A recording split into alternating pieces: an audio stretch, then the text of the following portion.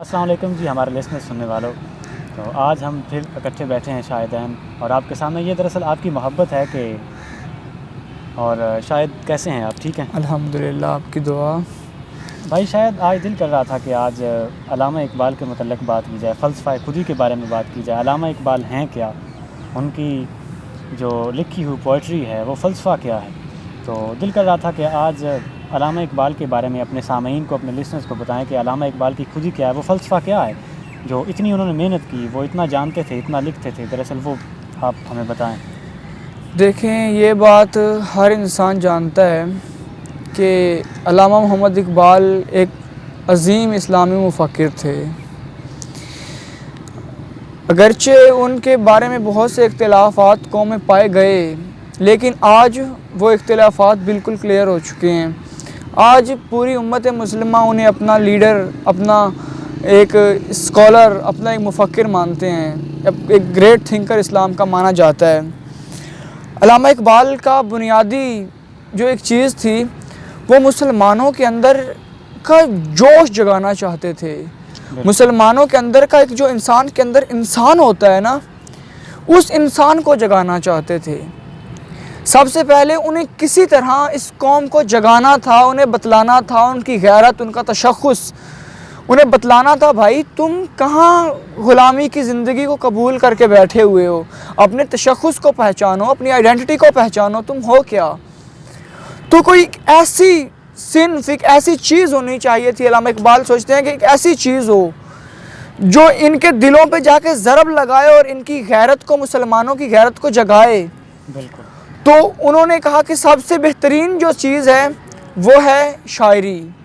شاعری سیدھی انسان کے دل پہ جا کے اٹریکشن کرتی ہے، جا کے سیدھا اٹریکٹ کرتی ہے، انسان کے دل پہ سیدھا اثر کرتی ہے. تو انہوں نے شاعری کے سہارے سے مسلمانوں کی خودی کو، مسلمانوں کو تشخص کو، مسلمانوں کے جذباتوں کو جگانا چاہا. کہ مسلمان جس وقت انسان شاعری سنتا ہے، انسان کے اندر کا انسان کے اندر کا جوش ایک دفعہ جاگ جاتا ہے. تو وہی اقبال مسلمانوں کو جگانا چاہتا ہے کہ یار وہ مسلمان جنہوں نے 70 سال کے مختصر وقت میں 3 کانٹیننٹس میں 3 براعظم میں اپنا سکہ جما لیا. تمہارا ایک ایسا تابناک ماضی ہے، تمہارے ہیروز اتنے اچھے ہیں، تمہارے جب عدالت کی بات آتی ہے تمہارے جیسی عدالتیں کسی کے پاس نہیں ہیں. نبی کریم صلی اللہ علیہ وسلم کی زندگی تمہارے لیے اسوہ حسنہ ہے. حضرت عمر رضی اللہ تعالیٰ عنہ کی سیاست تمہارے لیے ایک بہترین نمونہ ہے.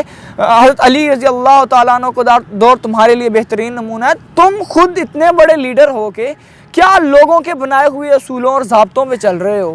کبھی اپنے آپ کو تم پہچانو تو صحیح، تم چیز کیا ہو. تم اپنے آپ کو دیکھو تو صحیح، اپنے ماضی کو پڑھو تو صحیح، اپنی تاریخ کو پڑھو تو صحیح. تم چیز کیا ہو؟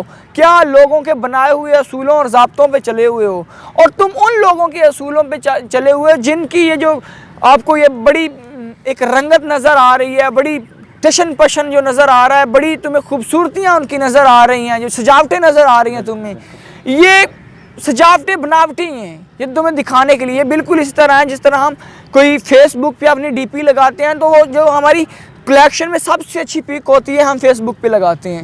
کبھی ایسا نہیں ہوا کہ جو ہماری سب سے بری تصویر آئی ہو ہم نے وہ فیس بک پہ لگائی ہو. جو سب سے اچھی تصویر ہوتی ہے وہ ہم فیس بک پہ لگاتے ہیں. ہم لوگوں کو اپنی سب سے بیسٹ چیز دکھانا چاہتے ہیں. جو اہل یورپ تمہارا اپنا سب کچھ بیسٹ دکھا رہے ہیں اور تمہیں لگتا ہے کہ سم تھنگ مور بھی ان کے پاس کچھ ہے. ان کے پاس وہی کچھ ہے جو وہ تمہیں دکھا رہے ہیں، اس کے علاوہ ان کے پاس کچھ نہیں ہے. وہ جو انہوں نے تمہیں دیکھ دیا وہی ان کا بیسٹ ہے. تم ان کی اس بناوٹی سی ایک یہ جو بناوٹی سا ان کا ایک سٹرکچر دیکھ رہے ہو، اس بناوٹی سے سٹرکچر کو دیکھ کے تمہیں لگتا ہے کہ یہ کوئی بڑی کمال کی چیز ہے. اور وہ جو انہوں نے پیام مشرق میں وہ گوپٹے کا جواب لکھا، اس میں اس نے علامہ اقبال نے واضح کیا کہ یہ اہل مغرب آج ہم پہ اتراتے ہیں، ہمارا تشخص چوری کر کے ہماری تہذیب و تمدن ہماری ثقافت کو لے کے آج یہ اتراتے بیٹھے ہیں کہ ہم کوئی بڑی بلا ہیں, بڑی کوئی چیز ہیں. تمہارے پاس اپنا کیا ہے, 1000 سال کے بعد تم نے تشخص قائم کیا, وہ بھی ہماری تہذیب و تمدن کو لے کے. ہمارے تشخص کو چوری کر کے تم آج یہاں کے حکمران بنے بیٹھے ہو, ہمارے اصول و ضوابط تمہارے پاس ہیں, اور تم آج ایک بڑی بلا بن کے بیٹھے ہوئے اور تم ایک اپنے آپ کو حکمران اور لوگوں کا امپائر سمجھنے لگ گئے اور اپنے آپ کو تم لیڈر سمجھنے لگ گئے ہو. انہوں نے باور کروایا اور مسلمانوں کو بھی بتایا کہ کن کے پیچھے چل پڑے ہو. بالکل, جو بہت اچھے انداز میں, جیسے کہ علامہ اقبال نے کہا کہ مسلمانوں کو ابھارنا چاہتے تھے کہ مسلمانوں تم غلاموں کی زندگی جی رہے ہو. وہ انہوں نے لکھا تھا کہ خودی کا سر نہاں لا الہ الا اللہ, خودی ہے تیگ فساں لا الہ الا اللہ, یہ دور اپنے ابراہیم کی تلاش میں صنم کدا ہے جہاں لا الہ الا اللہ. وہی ابراہیم, وہ کون ابراہیم؟ میں ابراہیم. تم کوئی بت شکن آئے, کوئی ان کے بتوں کو توڑے, کوئی آئے جو اپنا ایک تشخص قائم کرے.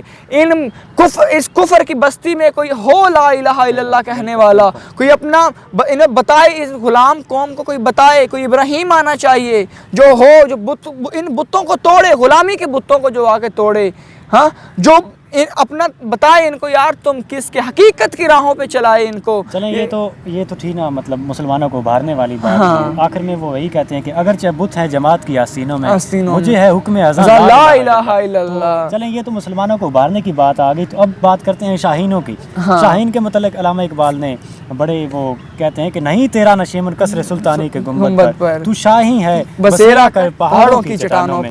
تو اس پر کچھ تھوڑی سی بتائیے گا. وہی بات ہے نا کہ علامہ اقبال فرماتے ہیں کہ میں کون ہوں, کہاں ہوں, باخدا یاد نہیں. کن سے خطاب کر رہے ہیں؟ شاہینوں سے. مجھ سے, آپ سے خطاب کر, میں کون ہوں, کہاں ہوں, باخدا یاد. ہمیں کچھ نہیں پتا ہمارا کہ ہمارا تابناک ماضی کیا ہے. یہ آج نئی آنے والی جنریشن کو بس اسی جدت کے پیچھے پڑے ہوئے ہیں. ان کو اگرچہ اہل یورپ ہمیں اس دنیا میں حوریں دکھاتی ہیں, اگرچہ وہ ہمیں حوروں کی طرف مائل کرنا چاہتے ہیں, اور یہ نوجوان مائل ہو رہے ہیں, اور تیرا مقام بڑا آ گیا تو کن حوروں کے پیچھے پڑا ہوا ہے. ان حوروں کے سامنے ان حوروں کو رکھو تو ان کا کوئی حسنی نظر نہ آئے. کس حسن کے پیچھے پڑ گیا ہے مسلمان؟ تو نوجوان, تیرے لیے خدا نے بہت بڑی پلاننگ کی ہوئی ہے. تو جہاں رہ رہا ہے یہ تمہارا گھر نہیں ہے, تمہیں یہاں چند منٹوں کے لیے, چند گھنٹوں کے لیے رہنا ہے. اس زندگی کے مقابلے میں تو یہ منٹ بھی نہیں بنتے. تم نے اس زندگی کے لیے تمہاری ساری پلاننگ ہونی چاہیے. کہاں تمہیں دکھایا جاتے ہیں یہ بڑے بڑے خوبصورت چہرے دکھا کے تجھے مائل کیا جاتا ہے, ہاں, اور تو ان کے پیچھے پڑا ہوا ہے. میں کون ہوں, کہاں ہوں, باخدا یاد. اپنے اسلاف کی کوئی بھی ادا یاد نہیں. تمہیں نبی کی سیرت کا پتہ نہیں ہے, عمر کی عدالت کا پتہ نہیں ہے, صدیق کے انصاف کا پتہ نہیں ہے. تو کہاں گم ہے؟ تجھے اپنے اسلاف کا نہیں پتہ, سعدی شرازی کا, رومی کا, تجھے اپنے ہیروز کا نہیں پتہ, اسلاف کا نہیں پتہ, اور تو آج پتہ نہیں کہاں گم پھر رہا ہے. اپنے اسلاف کی کوئی بھی ادا یاد نہیں ہے. اگر یاد تو کافر کے ترانے بس ہے, نہیں یاد تو مسجد کی اذان یاد نہیں. وہی علامہ اقبال نے پھر سے شعر کہنا چاہوں گا کہ نہیں تیرا نشیمن کثر سلطانی کے گنبد پر, تو شاہین ہے بسیرا کر پہاڑوں کی چٹانوں پر. دراصل آج نوجوان جو ہیں وہ بالکل حقیقت سے ہٹ کر تاریخ میں جانا چاہتے ہیں اور جا رہے ہیں. علامہ اقبال بڑے ہی خوبصورت انداز میں انہوں نے, جیسے آپ نے خودی کے متعلق بات کی, شاہینوں کے متعلق بات کی, تو اس کے علاوہ جناب لسنرز آپ کا بہت شکریہ, آپ نے ہمیں سنا. شاہدین کو اجازت دیجیے, اللہ حافظ.